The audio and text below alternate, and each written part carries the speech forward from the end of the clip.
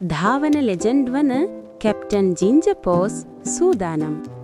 ඔහු තම කුඩා බලවත් රේස් කාර් එක මහා කාන්තාර ධාවන තරගය සඳහා අවසන් වරට පරීක්ෂා කළා. එන්ජින් ගොරවන්නට පටන් ගත්තා. හිස් වැසුම පෙළඳ සිටි කැප්ටන් පෝස් රෝදය තදින් අල්ලා ගත්තා. තුඩ 2 1 යන්න. ඔහු වැල්ලට කඩා වැදුනා. ව්‍යසනයක්. තියුණු ගලක් නිසා ටයරයක් පිපිරුණා.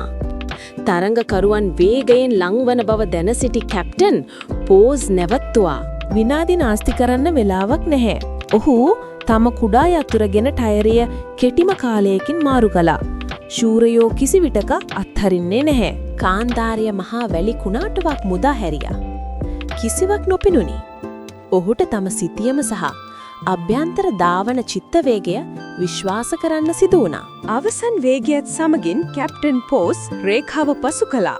ජයග්‍රාහී අවසන් කිරීමක්. ඔහු මහ කාන්තාර ධාවන තරගය දිනාගත්තා.